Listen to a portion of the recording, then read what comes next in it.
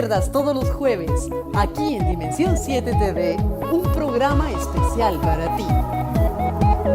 En estos tiempos de afán en la ciudad, tenemos para ti un refugio. No te pierdas el programa Escudriñando las Escrituras, en la conducción del apóstol Josué Alonso, un enfoque bíblico para la gente contemporánea.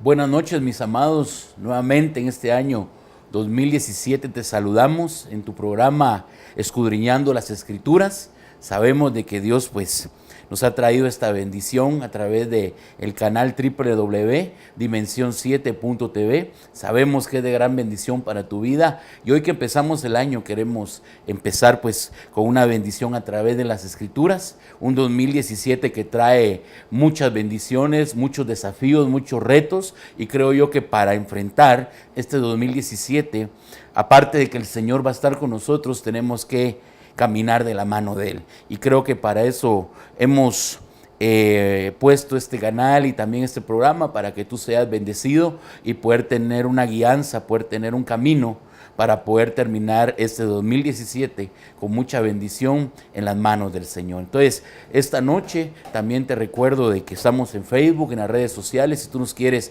sintonizar también por internet. Pues yo quisiera esta preciosa noche hablarte referente a un tema que ha bendecido mi vida, y quiero trasladarlo a ti ahí donde estás en la intimidad de tu hogar, y te voy a pedir de que vayas conmigo a la Escritura, al libro de Daniel, capítulo 2 y su verso 21. Libro de Daniel, capítulo 2 y su verso 21. Y dice así la Biblia: Él es quien cambia los tiempos y las edades, quita reyes, pone reyes, da sabiduría a los sabios y conocimiento a los entendidos. Amén. Bueno, es necesario que entendamos que cuando Dios tiene un llamado grande para nosotros, Él se toma el tiempo para trabajarnos, para capacitarnos, y creo yo que cada uno de nosotros en algún momento hemos sentido la mano de Dios trabajando sobre nuestras vidas. Dice la Biblia que la obra que Él comienza, Él la va a perfeccionar y la va a terminar. Entonces en nosotros queda ser como ese barro trabajable, ser ese barro en las manos del Señor, dispuestos a que Él trabaje en nuestra vida. Si estamos empezando un año, yo creo que es necesario que Él siga trabajando en nuestras vidas. Por eso vemos aquí en la Escritura que dice la Biblia de que Dios trabaja con diferentes grupos. Y número uno, podemos ver que Él trabaja a través de los tiempos, a través de las edades, a través de las posiciones, a través de la sabiduría y a través del conocimiento. Pareciera que este grupo es un grupo escogido por el Señor, pero Dios tiene una selección para todos. Dios quiere bendecirnos de muchas maneras y Él quiere trabajarnos en diferentes etapas de nuestra vida. Si bien leímos de que Dios es un Dios que trabaja a través de los tiempos, dice el libro de Eclesiastés que Dios es experto para trabajar en los tiempos del humano.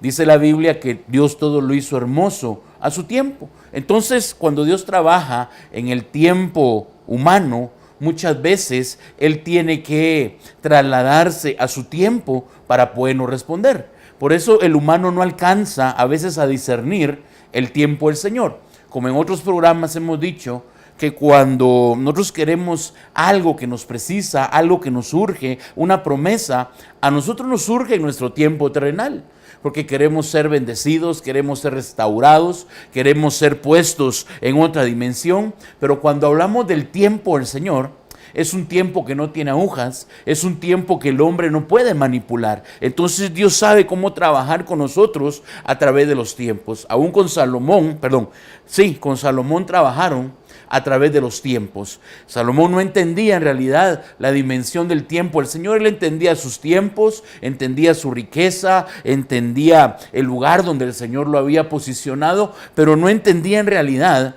qué tenía que pasar, qué tenía que suceder cuando los tiempos del Señor se presentaban.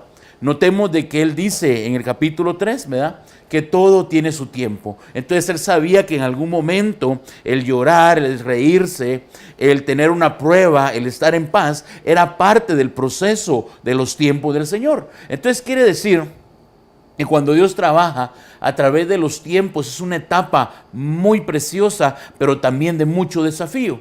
Porque nosotros todo lo queremos a nuestro tiempo, a nuestro parecer, pero el Señor nos lo da a su tiempo y a la voluntad de Él. Número 2, vemos en la Escritura que dice la Biblia de que Él también trabaja a través de las edades. Dice el Salmo 90 que Él nos ha guardado de generación en generación. Entonces, ¿qué quiere decir? De que Dios trabaja a través de nuestras edades. Imagínense, cuando habla de generaciones, habla de gente, pero también se habla de edades. Una generación que pasa no es igual en edad a otra. Entonces, notemos que si el Señor dice en el Salmo 90 que Él nos ha cuidado de generación en generación, quiere decir que a Dios le interesa tu edad. Seas adulto, seas joven, seas alguien que empieza a vivir la vida, a Dios le interesa esa edad. Y por eso nosotros vemos que a veces hay ciertos movimientos en nuestras edades, cosas que pasamos siendo de pequeños, que aún a esa edad el Señor estaba trabajando con nosotros. Podemos ver también que en Génesis Dios trabajó con la edad de los de ese tiempo. Él dijo que su espíritu no iba a contender con la gente que cumplía muchos años. Por eso Él rebajó los años. De hecho, también el libro de los Salmos habla y dice, ¿verdad?, que alguien no puede vivir más de los 80, pero creo yo, mi amado, que son las etapas en las cuales el Señor trabaja aún esta que es las edades. Y creo que esto es bien importante, porque si Dios permitió que nos acontecieran cosas cuando éramos pequeños, es porque Él tenía una solución para ellas. De hecho, hay adultos a los cuales el Señor sigue trabajando. Hay ancianos que se portan como pequeños, pero pequeños que se portan como ancianos. Entonces, el Señor trabaja de diferentes maneras. Si hablamos de que Dios trabaja con los reyes, trabajó con un Saúl, trabajó con un David y trabajó con un Salomón. Si notamos, a Saúl lo llama el pueblo, a David lo llama el Señor, y a Salomón lo llaman a través de su padre.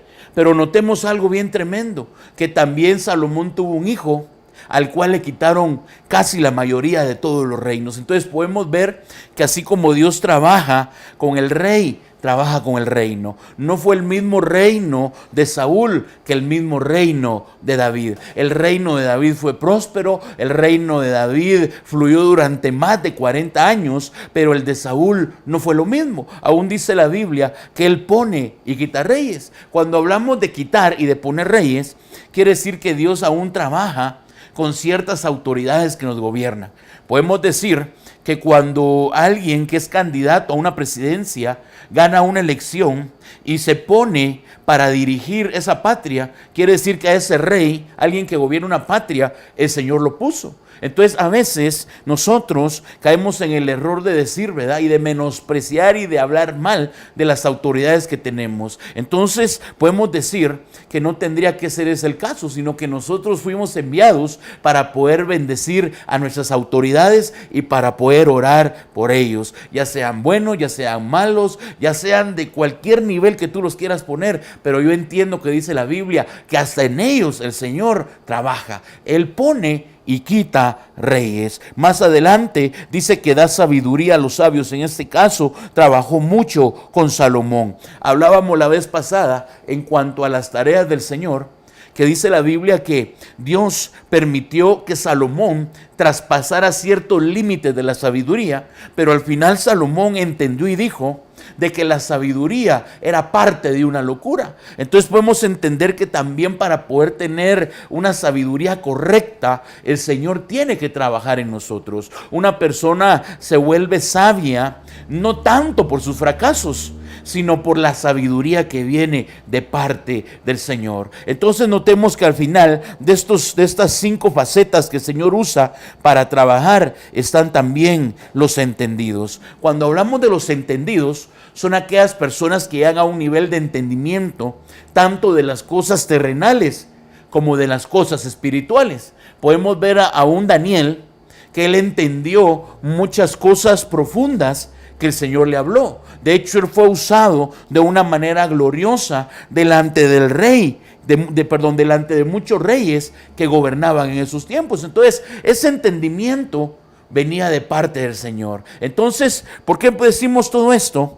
Porque entonces, si Dios nos habla a través de los tiempos, a través de las edades, a través de los reyes, a través de la sabiduría y a través del conocimiento y del entendimiento, quiere decir que estas son bendiciones que el Señor deja caer sobre nosotros para que crezcamos espiritualmente. Alguien que no ha conocido los tiempos del Señor no puede decir, yo estoy crecido espiritualmente. Alguien que no ha entendido lo que es vivir como rey, porque esto quisiera yo platicar también con esto. Dice la Biblia que Él nos mandó o nos puso a que fuéramos reyes y sacerdotes. El problema es que a veces como cristianos solo nos hemos quedado experimentando como sacerdotes. Estamos en el sacerdocio, gloria a Dios por él, quizás somos grandes sacerdotes, grandes sacerdotisas en la casa, igual fluimos en la iglesia. El problema es que Él dijo reyes y sacerdotes. Entonces, porque a veces nos estacionamos solo en el sacerdocio, porque no sabemos vivir como reyes. Y te voy a ser bien sincero, cuando hablo vivir como reyes, no me estoy dirigiendo solamente al dinero o a la prosperidad, sino que todos los reyes tenían que vivir con una sabiduría y con un conocimiento grande. ¿Para qué? Para que los pueblos que ellos dirigían fueran prosperados y fueran guiados de una manera poderosa. Por eso Salomón, en vez de pedir riqueza, él dijo, Señor, mejor dame sabiduría y entendimiento para poder guiar este gran pueblo. Entonces notemos, mis amados, que todos necesitamos de esas porciones. Pero esta preciosa noche, yo quisiera hablarte de algo que está dentro de estas 5 facetas que el Señor nos ha estado mostrando. Y es referente a las edades. Mira, mi amado, las edades son bien importantes. Yo quisiera tomar como modelo, porque siempre en todo tendríamos que tomar como modelo a nuestro Señor Jesucristo. Yo quisiera esta noche hablarte de las edades de Jesús en nosotros. Así se llama este tema, las edades de Jesús en nosotros. Porque yo me daba cuenta que conforme las edades del Señor Jesucristo, el Señor iba trabajando en su propia vida. Y acuérdense que nosotros somos el cuerpo de Cristo, y en cuanto a las edades de Cristo, el Señor puede trabajar también con nosotros. De hecho, como primicia puedo decirte, antes de entrar a las 3 edades, porque hubo una edad de los 12 años, la otra edad fue de los 30 años y la última edad de los 33 años. Podemos decir que lo primero fue el comienzo, lo que son los 12 años, los 30 años es el llamado, y los 33 años la culminación del ministerio de nuestro Señor Jesucristo. Entonces, una persona a la cual Dios ha bendecido con una promesa, con un llamado, necesita ver en cuanto a las edades de Jesús para poder entender el trabajo que Dios hace en su vida. Como una primicia, antes de entrar a estos 3, podemos ver que aún el Señor Jesucristo fue usado el primer día que Él nació. Dice la Biblia de que Él nació en un pesebre, ahí donde nadie humano se quedaba, donde se menciona que ahí era donde los animales dormían, comían y daban a luz. Según la historia dice que cuando los animales iban a dar a luz, se mantenían muchos días dentro del pesebre. Entonces notemos que el primer día, las primeras horas de vida que el Señor tuvo aquí en la tierra, Él enseñó muchas cosas. ¿Y cuál fue esta? Que Él, siendo rey, ¿verdad?, nació en un pesebre. Cuando yo hablo de pesebre, estamos representando la humildad. O sea, lo primero que Dios trabaja en las edades, en una persona, cuando una persona conoce a Cristo o cuando una persona tiene un encuentro con el Señor, es la humildad. Yo sé que Dios ha dado muchas promesas que tenemos que vivir como reyes, como sacerdotes. Posiblemente en palabras de profecía, Dios te ha hablado de prosperidad, te ha hablado de riqueza, te ha hablado de sobreabundancia. Pero para que esto llegue, tú tienes que meterte por un momento en el pesebre. ¿Y cuál es el pesebre? Un momento de humillación, un momento de humildad. Podemos ver que cuando el Señor Jesucristo, siendo un niño, es puesto en el pesebre donde nadie quería estar, donde solo los animales, y hablemos esto, imagínense si los animales daban a luz en el pesebre, ese pesebre no tenía un buen olor. Ese pesebre huelía quizá a comida de animal, quizá había muchos olores ahí, mi amado. Pero ¿a qué punto te quiero llevar? Que él, siendo el rey, sabía que tenía que nacer en ese pesebre porque traía una enseñanza para nosotros. ¿Y cuál es la enseñanza? La enseñanza de la humildad. Sea lo que Dios te haya prometido, lo primero que Dios te va a marcar antes de que tomes un llamado es la humildad. Nadie que es rebelde, nadie que es prepotente, nadie que se sale de las líneas de la humanidad, de la humildad, le puede servir al Señor. Dice la Biblia que cuando él estaba en el pesebre, dice que se presentaron ciertos hombres. Unos dicen que eran 3 reyes magos, pero la Biblia no lo dice. La Biblia dice que eran hombres sabios que se presentaron delante del Señor Jesucristo y le trajeron presentes. Uno de los presentes era oro, otro de los presentes era plata y otro dice que eran unas especies aromáticas, era incienso. Entonces podemos ver que delante del Señor Jesucristo en el pesebre, a la primera hora de edad, dice que llevaron oro, representa la riqueza en divinidad del Padre. Le trajeron plata, que representa la riqueza de nuestro Señor Jesucristo en cuanto a redención. Pero dice la Biblia que también le trajeron unos aromas, y estos son los aromas del Espíritu Santo. Entonces notemos que para que vengan esas 3 bendiciones trinas, nosotros necesitamos estar en humildad. Una persona humilde, el Señor la ve de lejos, pero alguien de cerca, pero alguien que es altivo, dice la Biblia, que Dios lo ve de lejos. Entonces, como esta primicia de que Dios usó en la primera hora al Señor Jesucristo, te dejo eso, que Dios trabaja en nosotros la humildad. Entonces vamos a ver en la primera edad, y es la edad de los 12 años. Quisiera que me acompañaras ahí en tu Biblia al libro de San Lucas, capítulo 2. Libro de San Lucas, capítulo 2, y vamos a leer el verso 46. Ahí, desde tu teléfono, desde tu tablet, de donde tú estés, o ahí en internet, por favor, quiero que busques esta cita, San Lucas 2, 46. Y vea cómo dice la Biblia. Y aconteció que después de 3 días le hallaron en el templo sentado, en medio de los maestros, escuchándolos y haciéndoles preguntas. Y todos los que le oían estaban asombrados de su entendimiento y de sus respuestas. Cuando sus padres le vieron, se quedaron maravillados. Y su madre le dijo: Hijo, ¿por qué nos has tratado de esta manera? Mira, tu padre y yo te hemos buscado y estamos llenos de angustia.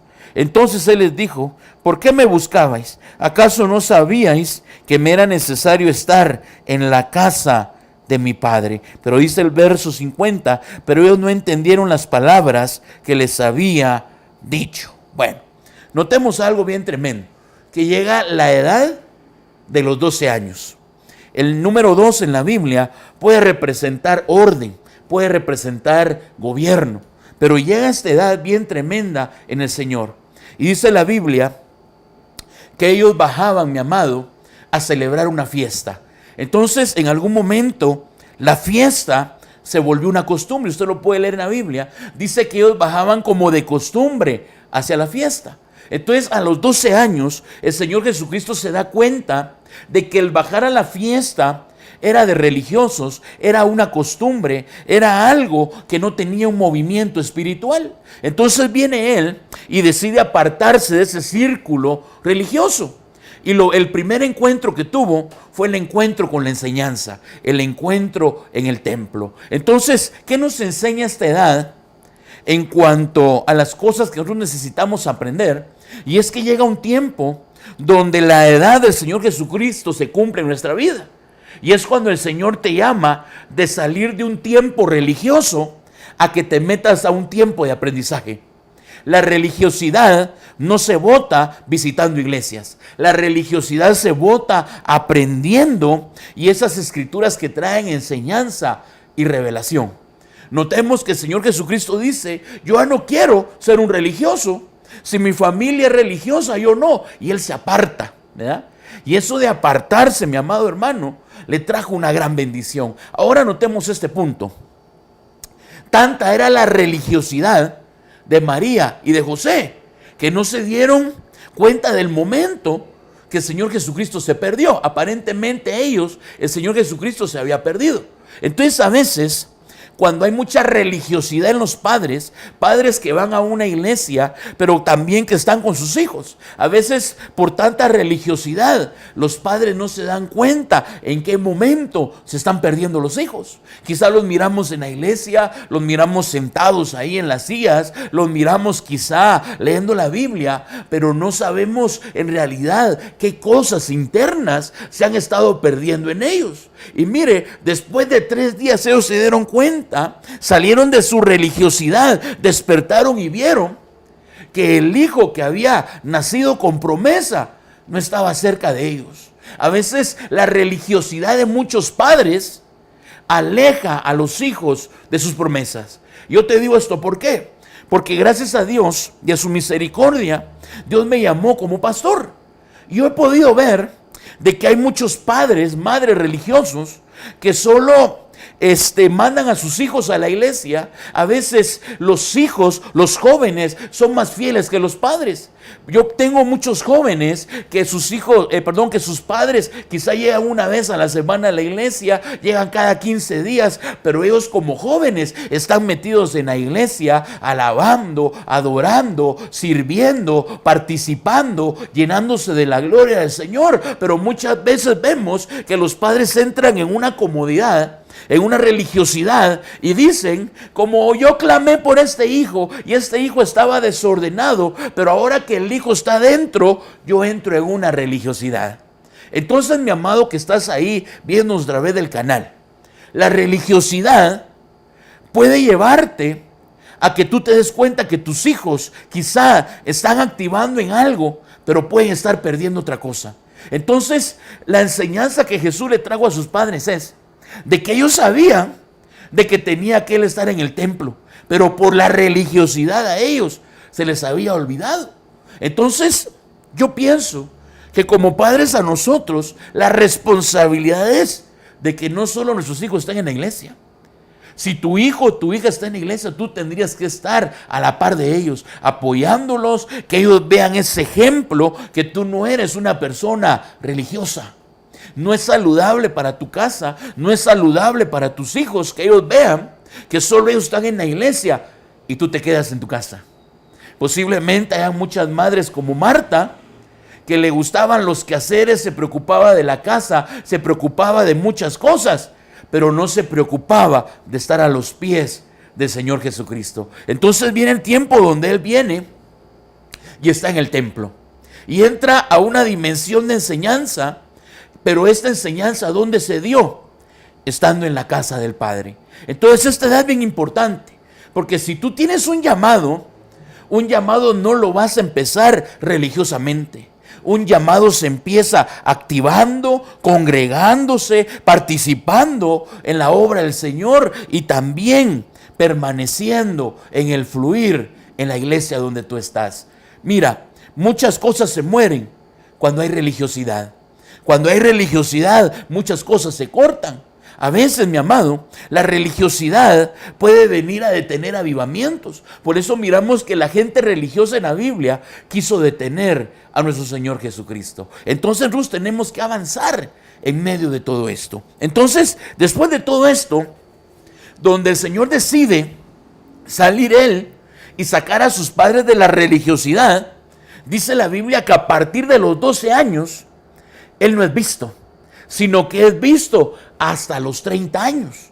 Entonces notemos que entre la edad de los 12 años y los 30 años pasaron 18 años, donde el Señor estuvo en lo secreto, ¿verdad? Él estuvo, mi amado, quizá no lo dice la Biblia, pero yo lo creo en mi corazón, perfeccionándose a la par de su padre, buscando del Señor. O sea, fue un tiempo de secreto. El número 18 en la Biblia no solo habla de cosas malas, el número 18 tiene que ver también con la intimidad, con el secreto. El Señor se metió en un tiempo de anonimato, mientras se preparaba para ser visto públicamente. Notemos que solo sus padres y los sabios de ese entonces vieron al Señor Jesucristo en el templo, pero a la edad de 30 años ya fue que él sale del anonimato y se pone en público. Entonces, muchas veces tenemos que ir al secreto, tenemos que ir a la intimidad después de que somos enseñados para que después seamos usados públicamente. Yo quisiera ver así rapidito la edad de los 30 años. Yo quisiera que en tu Biblia fuéramos al libro de San Lucas, ahí mismo donde estamos, más adelantito, y en el capítulo 3 y su verso 23. Vea que aquí sale la edad, mi amado. Dice: y cuando comenzó su ministerio, Jesús mismo tenía 30 años, siendo como se suponía hijo de José, quien era hijo de Elí. Entonces, notemos que a la edad de los 30 años, él sale del anonimato. Y dice la Biblia que comenzó su ministerio. Notemos entonces, para hacer un poco de recordatorio, fue trabajado en el pesebre y fue trabajado en el templo. En el pesebre la humildad, en el templo le quitaron la religiosidad, y de los 12 a los 30 tuvo un tiempo de secreto. Tuvo 18 años de secreto, perfeccionándose, buscando del Padre, buscando el rostro del Señor, para que cuando vinieran los 30 años, él dice: bueno, aquí están los 30 años, aquí comienzo el ministerio. Pero entonces, la edad de 30 años, ¿para qué le sirvió al Señor? Y esto yo quiero dejártelo bien fuerte en tu corazón. Ahí en Lucas capítulo 4 y su verso 31 en adelante, dice la Biblia de que él descendió a Capernaum, ciudad de Galilea, y les enseñaba en los días de reposo. Entonces, en esos días, el Señor toma la autoridad y empieza a enseñar.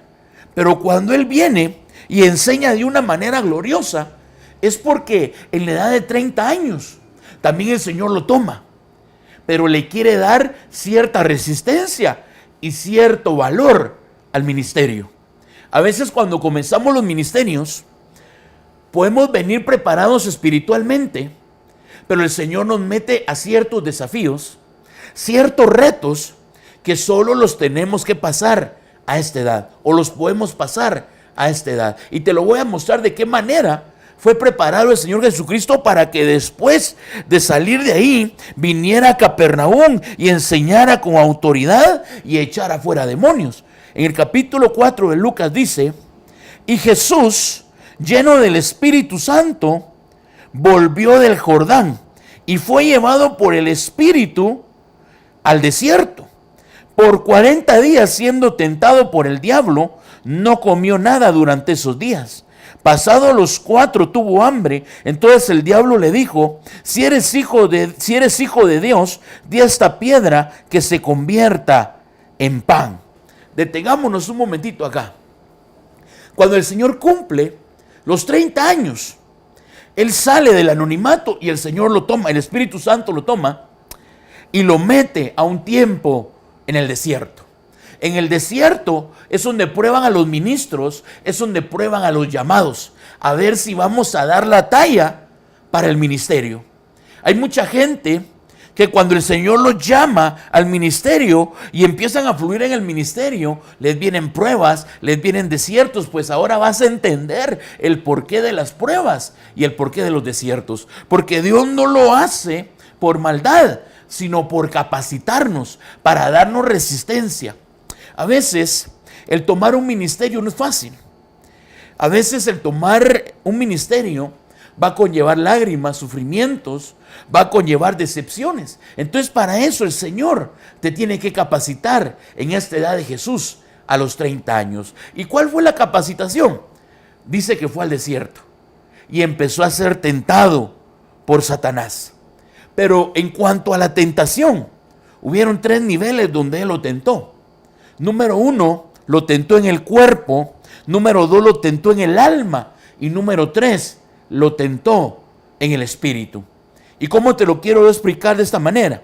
Que se aparece Satanás a los 30 años del Señor Jesucristo y le dice: mira, si eres el Hijo del grande, del poderoso, porque yo sé que tú tienes hambre, dile a esas piedras que se conviertan en pan.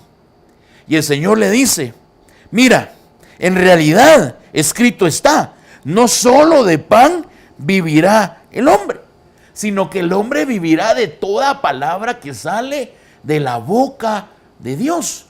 Entonces veamos al enemigo bien astuto, porque cuando él cumple 30 años, a la hora de que él empieza su ministerio, lo primero que empieza a tocar es una necesidad, mi amado, del cuerpo. Tremendo. Esto es bien tremendo. ¿Por qué? Porque en realidad el enemigo se enfocó en una necesidad que él tenía en su cuerpo. Una necesidad de comida, de comer.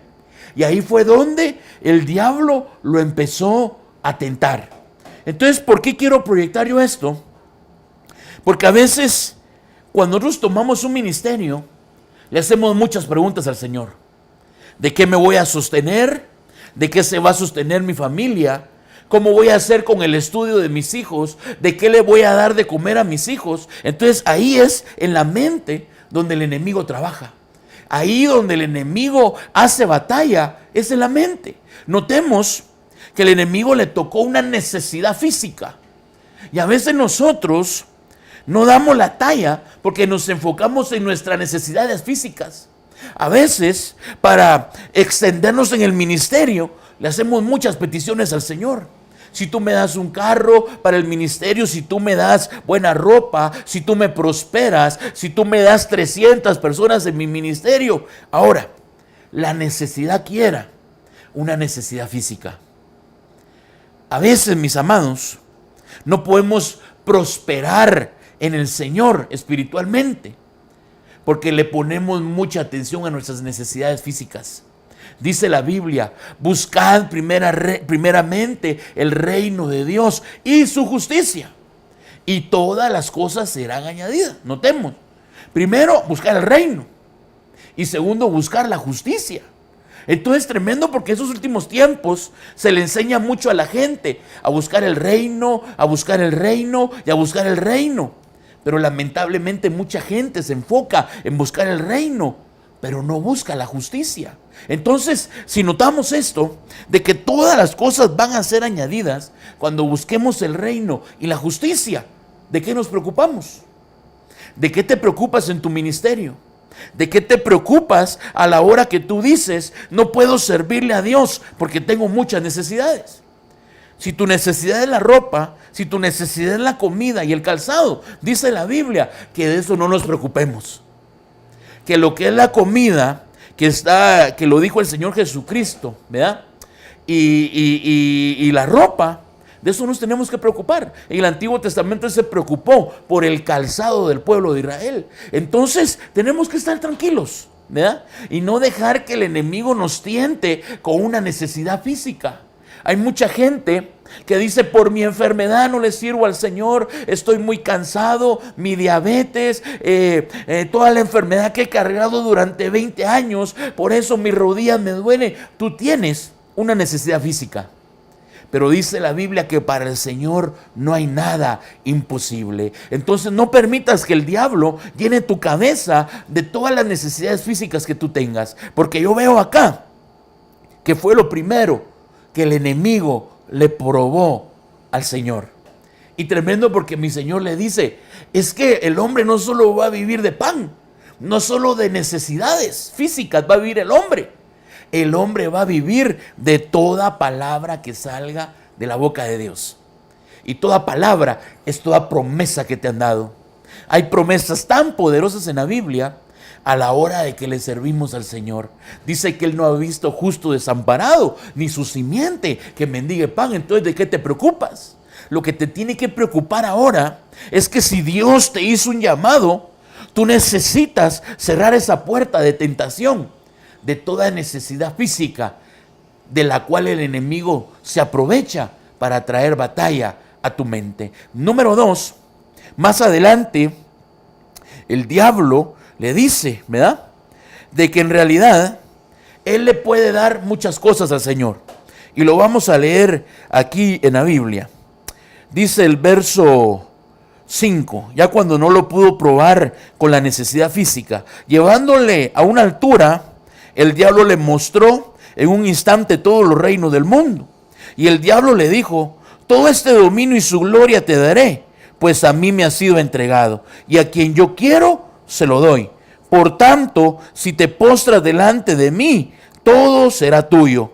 Y respondió Jesús y le dijo: escrito está, al Señor tu Dios adorarás y a Él solo servirás. Wow. Dice la Biblia que el enemigo lo tomó, ¿verdad? Y dice que le empezó a mostrar todos los reinos de la tierra. Podemos decir que en algún momento como que hubo un viaje que tuvo el Señor Jesucristo, no sé, mi amado, a qué punto del cielo, pero dice que le mostraron todos los reinos de la tierra. Los reinos pueden representar los países de la tierra. Posiblemente le mostraron México, le mostraron Estados Unidos, le mostraron Guatemala, le mostraron El Salvador, Nicaragua, Honduras, todos los reinos, todos los países de la tierra. Y el diablo le dijo: yo todo esto te lo entrego porque a mí me lo dieron. Imagínense. Y el mismo Dios se lo dio y él se adueñó y se lo estaba queriendo dar al Señor Jesucristo. Dice la Biblia que todo es del Señor Jesucristo, porque el enemigo es aprovechado. Pero vamos a este punto, que entonces él le dice: yo te puedo dar todos estos reinos y sus glorias, ¿verdad? Te puedo dar toda la autoridad de estos reinos, si tú postrado me veneras, me adoras. Entonces el Señor Jesucristo le dice: escrito está, solo al Señor tu Dios adorarás y a Él servirás. Ahora, tremendo, porque el enemigo hace ofrecimientos. ¿Y por qué vinieron estos ofrecimientos? Porque el enemigo sabe que por medio de los ofrecimientos el alma de una persona se puede mover. Mis amados, todo lo que deseamos viene porque el alma lo desea. Esos deseos de divertirnos, esos deseos de comer, esos deseos, mis amados, de hacer muchas cosas, vienen del alma. El alma es la que le gustan las buenas comidas, al alma le gustan los buenos vestidos, al alma le gustan las buenas marcas, los buenos zapatos, las cuales no son malos si Dios te ha bendecido. Pero notemos acá que el Señor Jesucristo, empezando su ministerio, y el enemigo quiso probarle su alma por medio de los ofrecimientos. A veces nuestras almas pueden ser movidas a través de los ofrecimientos de muchas personas. No sé si a ti te ha pasado, pero cuando uno comienza el ministerio, hay mucha gente que te ofrece, hay mucha gente que en algún momento te dice: pastor, yo lo voy a ayudar, pastor, yo lo voy a apoyar, yo voy a estar con usted. Pero llega un momento que solo son palabras que salen del alma y no del espíritu de la gente. ¿Por qué salen del alma? Porque a veces son los que más te prometen y son los primeros que se van. Son los primeros que te abandonan, son los primeros que te dicen adiós cuando ven las cosas complicadas en el ministerio. Entonces, todos los ofrecimientos vienen de parte del diablo, porque él ofrece para que el alma se inquiete y el alma se desordene. Mis amados, cuando tú quieres algo que no es posible porque no tienes el dinero, porque no tienes el tiempo para tenerlo, pero sientes esa necesidad dentro de ti, es el alma la que pide. Y te voy a ser bien sincero, el alma es infinita. El alma no se sacia. El alma entre más pide, más quiere, ¿verdad? El alma, mi amado, si lo hablamos en un desorden así, el alma le gustan las emociones. Y entre más emociones el alma le gusta, más quiere. Por eso miramos gente que le hace caso a su alma y se convierte como gente desordenada. No tiene llenura de nada. Una persona que está metida en el alcoholismo, en la drogadicción, es porque en realidad el alma fue trastocada. El alma está contaminada. El alma está mal trabajada. Por eso hay personas que están en el vicio, que no logran saciarse. Pues para eso vino el Hijo de Dios, para dar libertad a todas estas cosas. Entonces, propongamos esto. El enemigo vino a ofrecer, queriendo cautivar el alma de nuestro Señor Jesucristo. Ahora, solo miremos la dimensión de este ofrecimiento. Le iban a dar todos los países de la tierra, sus glorias, sus autoridades. Un ofrecimiento así posiblemente movería a cualquiera, pero al Señor Jesucristo no lo movió. Él dijo, ¿sabes qué? A mí no me ofrezcas nada, porque mi adoración es solamente para el Rey del cielo. Mi adoración es nada más para Jehová de los ejércitos, el único Dios en el cielo y en el universo. Entonces, notemos, el ofrecimiento venía al alma, pero el Señor Jesucristo saca este principio y dice, solo al Señor tu Dios adorarás. Entonces, la adoración y la alabanza es la medicina para que el alma sea liberada. Es una de las fuentes por las cuales Dios puede liberar el alma. Por eso el salmista dijo, alma mía, bendice a Jehová. Unas versiones dicen, alma mía, alaba a Jehová y no te olvides de ninguno de sus beneficios. Entonces quiere decir que si en el Salmo 103 dice que hay que alabar, hay que bendecir al Señor para sanar el alma, entonces la alabanza y la adoración van íntimamente ligadas para poder sanar un alma. ¿A cuánto no el Señor ha sanado el alma cuando estamos atribulados de alma? Cuando nuestra alma necesita, cuando nuestra alma no ha sido sanada. A veces en medio de la adoración, Dios permite que el alma se quiebre para volverla a restaurar. Entonces notemos, a la edad de 30 años, quiso el enemigo estorbar el cuerpo, primeramente, ahorita el alma. Pero en donde en realidad también quiso estorbar el espíritu. Entonces vamos al verso 9 del capítulo de San Lucas 4 y dice, entonces el diablo le llevó a Jerusalén y le puso sobre el pináculo del templo y le dijo, si eres hijo de Dios, lánzate abajo desde aquí. Pues escrito está, a sus ángeles te encomendará para que te guarden.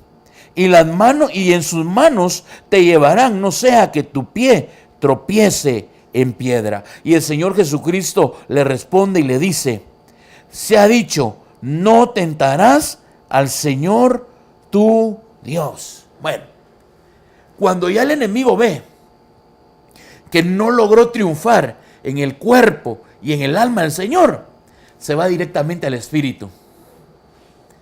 ¿Y cómo se fue directamente al espíritu? A través de la palabra. Mire, mi amado, el diablo sabe la Biblia, porque dice que cuando el Señor Jesucristo estaba casi preparado para salir del desierto, Él le sale con escritura y se lo lleva al pináculo del templo y le dice, mira, si tú te tiras de aquí, dice la Biblia, que Él mandará a sus ángeles para que tu pie no tropiece en piedra. ¿Y qué estaba citando ahí? El Salmo 91. Salmo 91, verso 11. Entonces notemos que el enemigo quiso mover el espíritu del Señor a través de una palabra. Entonces nosotros necesitamos que nuestro espíritu esté fortalecido a través de la palabra. Porque a veces hay enseñanzas extrañas. A veces hay doctrinas extrañas que pueden desviar nuestro espíritu. Lastimosamente, en estos tiempos hay ministros que predican una doctrina torcida, una enseñanza extraña que viene a contaminar el espíritu de las personas.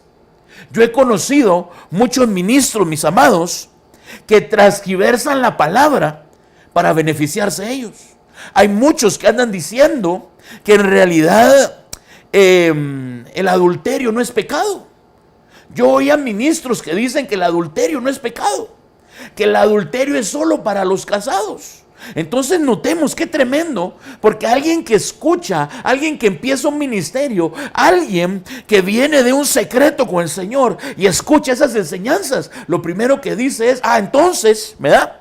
como el adulterio es solo para los casados, y yo estoy unido, yo tengo planes para casarme, yo puedo tener las mujeres que yo quiera. Y qué tremendo. Porque hay ministros también que dicen, tú puedes pecar, tú puedes fallarle al Señor, tú te puedes ensuciar, tú puedes quebrantar tus pactos delante del Señor, porque la Biblia dice que abogado tenemos en el cielo para con el Padre.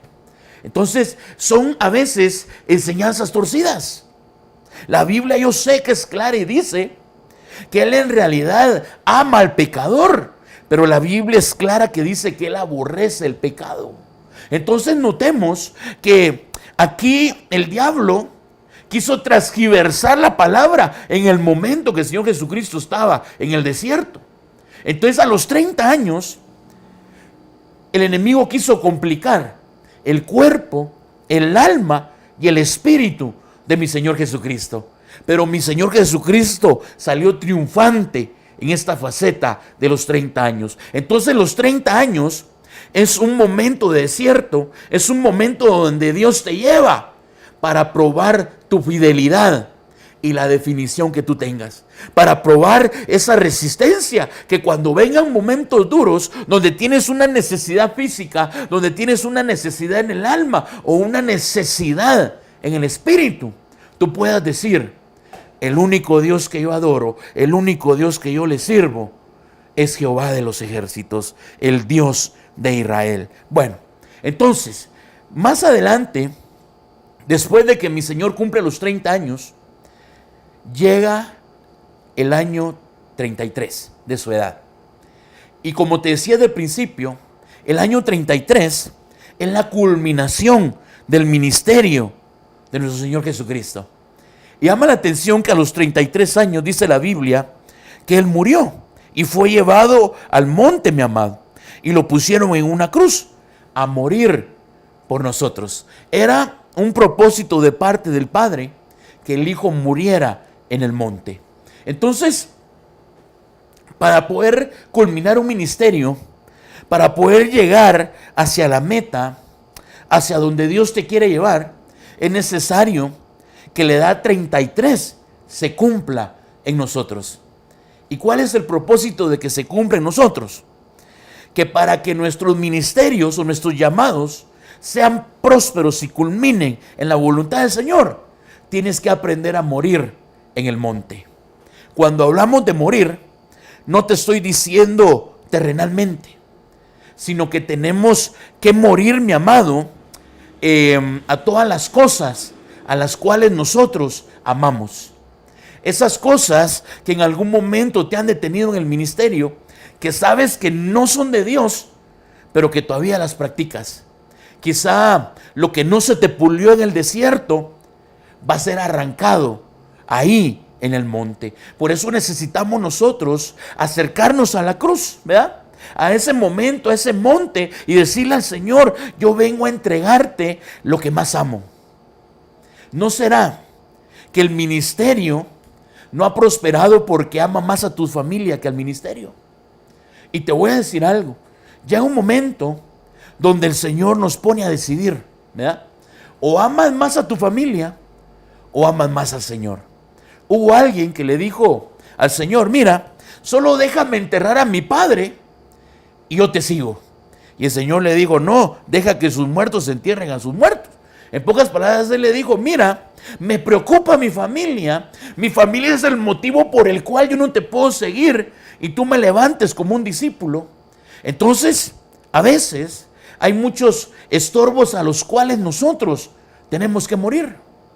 ¿No será a veces ese trabajo que te absorbe muchas horas y que por eso no le puedes servir al Señor? ¿No será que ha llegado el tiempo de entregárselo y decirle ahí en el monte, Señor, yo entiendo tu llamado, quiero servirte, pero aquí te vengo a entregar esto que me está sirviendo como estorbo? Aún más adelante podemos ver que entonces al Señor Jesucristo lo que hicieron fue despojarlo. A Él le despojaron, mi amado, lo que quizá en algún momento Él amaba. Miren, mi amado, podemos ver que antes, previo a que él lo crucificaran, dice que le arrebataron sus vestiduras. Y dice que le hicieron burla, se rieron de él, tantas cosas, ¿verdad? Pero eso es lo que a veces pasa cuando estamos en el monte. A veces la gente se burla y habla porque en el monte no hemos sido despojados. En el monte somos evidencia de que Dios está con nosotros. El monte puede representar un púlpito, ¿verdad? Donde tú predicas, donde tú enseñas. Pero si no aprendes a despojarte, no aprendes a entregarle lo que te detiene al Señor, mucha gente se va a reír de tu ministerio. Mucha gente se va a burlar de lo que Dios te ha dado. Entonces es necesario que nosotros nos establezcamos en el monte, que muramos y entreguemos lo que más amamos. Abraham lo llaman y le dicen: mira, yo quiero que subas al monte. Y tremendo, porque el Señor le pide lo que más ama, su hijo. Dice la Biblia que Abraham toma a su hijo, pero llevaba otros acompañantes. Dice que llevaba ciertos criados y llevaba también ciertos animalitos, ¿verdad? De hecho, mi amado, dice que él subió, pero a mitad de camino, dice que él le dijo a sus sirvientes: quédense ustedes, los sanos y los que sirven acá. Yo voy a subir con el niño, pero regresaré con él. Entonces notemos que el monte no es para cualquiera. El monte es para aquellos que tienen la unción de Abraham, la decisión de Abraham, que quieren entregar lo que más aman. Y mire, lo llevó al altar, y en algún momento que él iba a hacer el sacrificio, dice que se aparece el ángel y le dice: no atentes contra el niño. Y mire, ahí venía la provisión, esa provisión que iba a tomar el lugar del hijo en el altar. Pero quiero enfocarme en esto. Él fue a entregar lo que más amaba y siempre regresó con su hijo. Pero notemos que los que no subieron fue el asno y los sirvientes, los esclavos. Entonces, ¿quiénes son las personas que no están preparadas para el monte? Los que se sienten como esclavos y los que se sienten como asnos. Hay mucha gente que tiene estas etapas en su vida dentro de la iglesia. Dice la Biblia en Job que mientras los asnos estaban comiendo, los bueyes estaban trabajando, cuando vino la escasez de Job. Entonces notemos que el asno es un animal de carga, es un animal que solo le gusta comer, pero el buey dice que estaba trabajando. Y hay mucha gente que tiene esta etapa de asno dentro de las iglesias. Y te lo digo con mucho respeto, porque Dios usa las figuras de los animales para hablarnos. Él nos habla a través de la hormiga, a través del águila, pero dice que el asno estaba dedicado a comer, pero el buey trabajaba. Y así hay mucha gente en las iglesias. Solo les gusta escuchar la palabra, les gusta estar sentados, pero no les gusta trabajar, no les gusta entrar en la visión, no les gusta participar, no les interesa el ministerio. Y los esclavos son aquellos que todavía siguen esclavizados en sus áreas sexuales, en sus áreas del alma, en sus áreas del cuerpo, y no tienen la capacidad para entregar lo que más aman. A veces lo que te estorba es lo que más amas, así que lo tenemos que entregar en el monte. Entonces, mi Señor, a esta edad, y con esto quiero ir finalizando, a la edad de 33 años, mi Señor Jesucristo muere, pero a los 3 días Él resucita. Pero había una bendición a la hora de que el Señor tenía que morir. ¿Por qué? Porque saliendo de la resurrección, mi Señor Jesucristo, después de la muerte, sale evidencia. Pedro predicando, salen varios de los apóstoles, salen a la luz pública. Entonces, ¿cómo va a salir a la luz pública tu ministerio, tu llamado? Cuando tú vayas al monte en la edad de los 33 años de Jesús y entregues lo que más amas. ¿Por qué no has salido en evidencia? ¿Por qué no has tenido respaldo en tu ministerio? Porque no has entregado algo que quizá amas con todo tu corazón. Miren, mis amados, el monte es una bendición, la cruz es una bendición, pero la edad del Señor Jesucristo es una bendición. Así que yo lo quiero dejar hasta acá. ¿Y por qué, mi amado? Porque yo creo que es necesario que esas 3 edades de Jesús se cumplan en nosotros. La edad de 12 años, la edad de 30 años y la edad de los 33 años. Cuando estas facetas tú las hagas tuyas y tú aprendas de ellas, vas a ver un éxito en tu ministerio. Después de esto podemos ver que el Señor se presenta para enseñarles en otra dimensión después de haber resucitado. Entonces yo quisiera hacer una oración para finalizar, pero quiero hacer esta reflexión antes. Quiero decirte que el ser llamado es una bendición. Quizás no es fácil, pero Dios nos ha dotado de mucha enseñanza. Por eso necesitamos escudriñar las Escrituras para aprender cada vez más del Señor. No te frustres, no te desanimes. Si Dios te dijo, Él te va a levantar, te va a respaldar y te va a guiar a donde Él te quiere llevar. Pero para que eso pase, dile que esas edades de Jesús se cumplan en tu vida.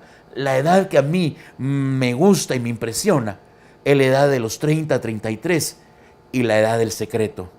Ahí de lo íntimo, los 18 años. Te lo dejo en tu corazón y ahí donde estás, cierra tus ojitos. Quiero hacer una oración. Padre, gracias por lo que nos permitiste aprender hoy.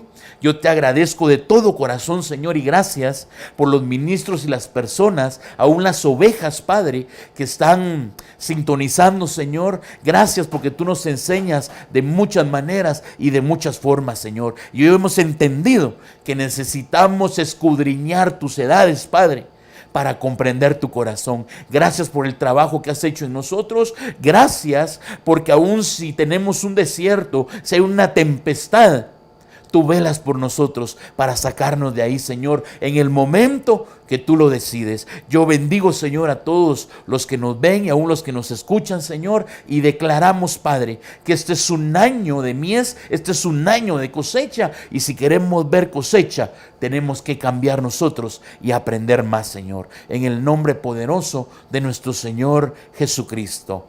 Amén, amén y amén. Muy bien, mi amado, te bendigo, gracias por habernos acompañado. Acuérdate, estamos todos los jueves a partir de las 8 de la noche, y que no se te olvide www.dimension7.tv. estamos en Facebook, y espero que en la próxima edición, en el próximo programa, Dios nos bendiga también con su palabra, con su enseñanza. Y te repito esto antes de finalizar: no lea la Biblia, escudriñela. No te mandaron a leer la Biblia, nos mandaron a escudriñarla. Dios te bendiga y muchos saludes. Bye, mis amados.